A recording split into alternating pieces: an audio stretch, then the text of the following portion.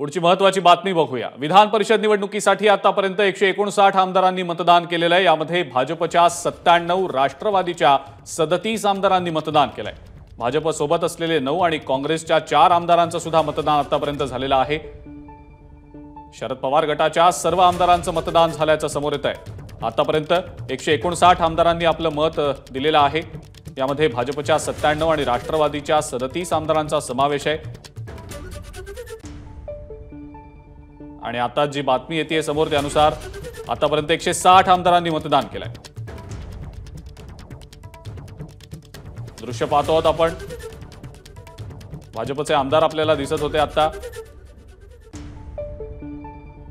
विधान परिषदेच्या 11 जागांसाठीचं मतदान सुरू आहे। 12 उमेदवार रिंगणात आहेत।